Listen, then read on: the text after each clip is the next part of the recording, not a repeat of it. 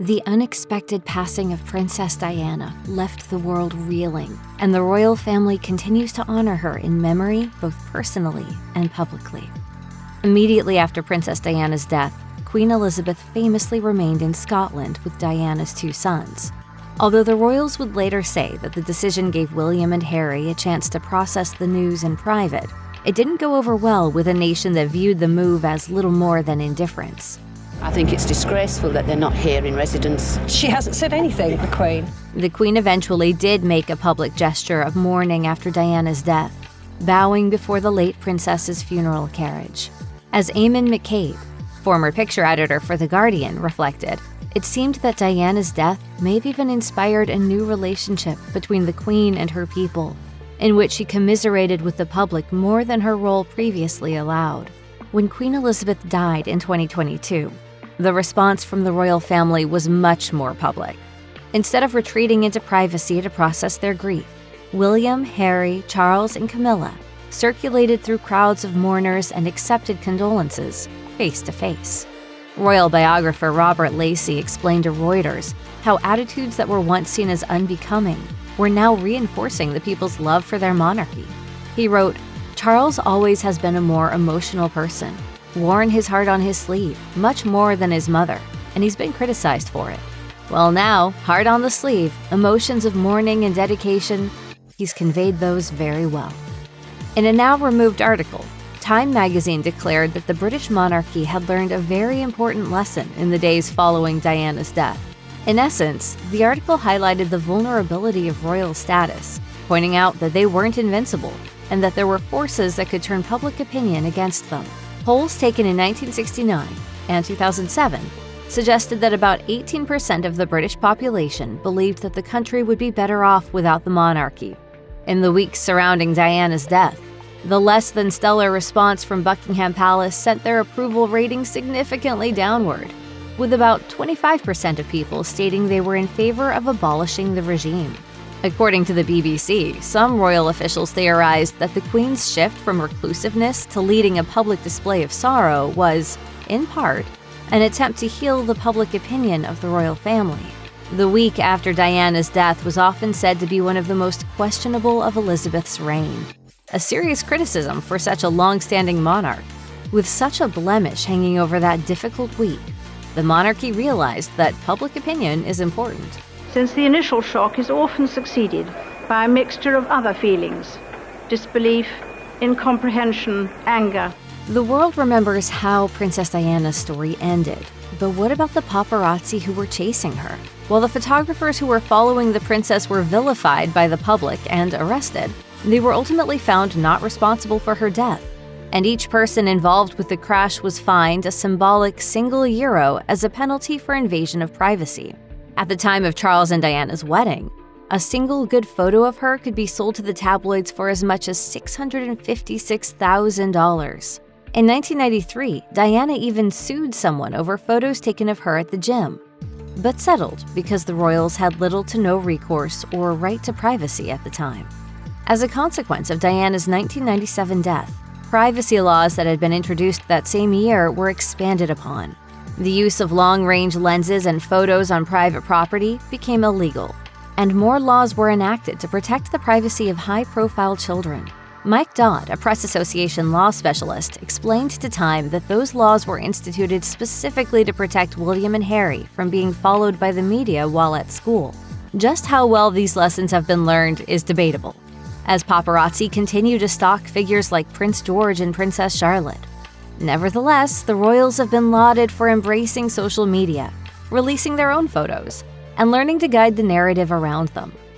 It's impossible to tell what kind of princes William and Harry would have turned out to be had they not lost their beloved mother on that tragic August night. However, we can look at how they embraced the lessons they learned, not only from her life, but from her death as well. Diana was christened the People's Princess and touched countless lives. William and Harry grew up watching their mother's progressive acceptance of disenfranchised communities throughout their formative years. But the Associated Press argues that the public outpour of grief at her death was just as eye-opening. Everyone in Britain, and countless others across the world, felt the loss of their princess. and it was those final gestures that really demonstrated what her kindness had meant to so many. Royal historian Sally Bedell Smith described Diana's death as the moment that surviving royals took a step back and really looked at their actions, their relationship with the public, and how their own inevitable passing would be received. Smith explained to the AP, "I think her legacy was something that the Queen in her wisdom sought to adapt in the early years after her death. The Queen was more likely to interact with people, and I think you see the informality magnified now, particularly with William and Kate."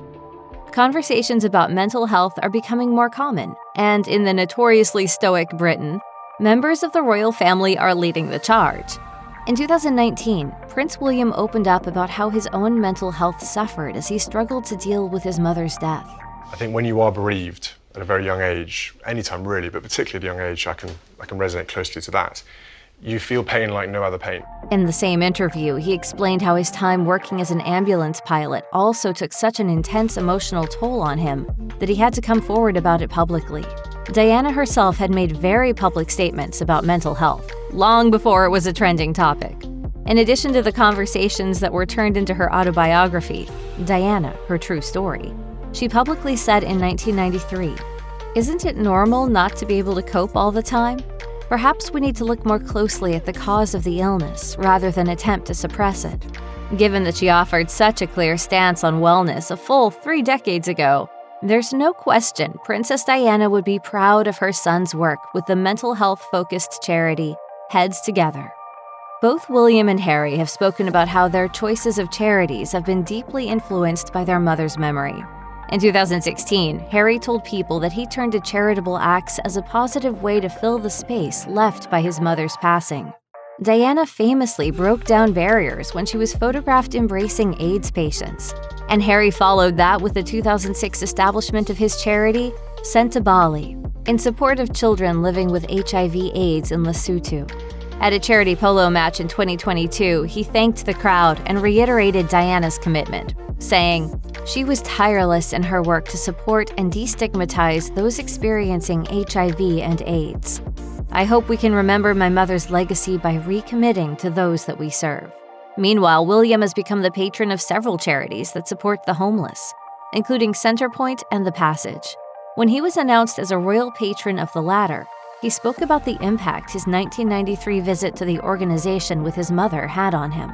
He spoke about how even decades later, he reflects on the experience as a serious reminder that all members of their society, regardless of their wealth or social standing, should be treated fair and respectfully. In 2020, the brothers even decided to split the proceeds from Diana's memorial fund between charities of their choosing. We will do everything we can to make sure that she's never forgotten. In 2023, Prince Harry sat down for an interview with ITV and talked about how conflicted he felt while greeting mourners at his mother's funeral. He recalled that it felt strange to smile and shake hands with British citizens at such a spectacular ceremony while the loss of his mother was so fresh. In 2021, Harry appeared on Apple TV's The Me You Can't See, where he shared the lasting trauma of his mother's death and the feeling that he was unable to mourn her. He recalled his father telling him that that was part of being a royal, advice the young prince wholly rejected. Harry also said that the unattended trauma of the loss of his mother was what pushed him down the road of drugs and alcohol. He explained, "I was willing to try and do the things that made me feel less like I was feeling." Reflecting on his separation from the royal family, he acknowledged that all these years of repression aided in his decision to turn his back on the monarchical lifestyle. In 2017, Prince William sat down with GQ to talk about the long-lasting impact that the death of his mother had on him. When he was asked about whether or not he had time to grieve during the public period of mourning, he replied, "Probably not properly. I was in a state of shock for many years. When you love something so significant in your life, so central, I think the shock lasts for many years." Like Harry, he was also candid about the frustrations of having to be a very public figure while hiding what he was really struggling with. He elaborated that, since having children of his own, he's worked to ensure that they can live and feel more honestly, rather than hide their emotions from the public eye. He's also spoken about how learning of the death of his mother while in Scotland has connected him to the nation in a way that he never expected. In 2021, he spoke at the General Assembly of the Church of Scotland. and shared that his love for the nation came from it being an integral part of the best and worst periods of his life. The nation was both there when he learned of his mother's death, but also when he met Kate Middleton.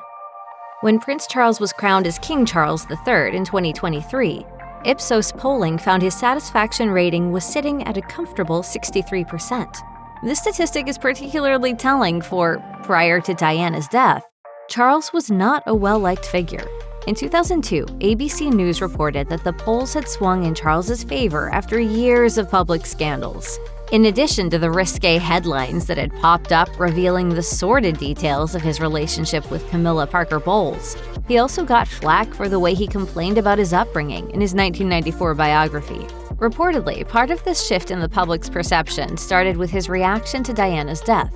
Going to France to escort her body home earned him major points, as did the more active role he took on with William and Harry. In the Diana 7 Days documentary, Harry recalled that Charles did his best to ensure his sons felt loved and supported after the tragedy. Harry particularly praised his father for these efforts, as he too was suffering from the immense grief of Diana's loss. It's easy to forget how widely despised Camilla once was. When Charles and Diana's marriage fell apart, it was Camilla, who Diana famously called the Rottweiler, who earned the public's wrath. Well, there were 3 of us in this marriage, so it was a bit crowded. The British population had a number of opinions about what should happen to her, with some calling for her to be banished from Britain, while others insisted that Charles be denied the crown if he married her. According to Reuters, some even blamed her for Diana's death. By 2022, however, Camilla's popularity had skyrocketed. A YouGov poll gave her about a 53% approval rating, a number that had steadily risen in the preceding years as she stepped further into the public light. It wasn't an overnight journey, and it started when she stepped back from the limelight after Diana's death. After the loss of the princess, Camilla stopped appearing publicly with Charles for 2 years. After teaming up with a PR expert to slowly reintroduce herself to the British public, she gradually came to be known as an earnest and thoughtful partner to the future king.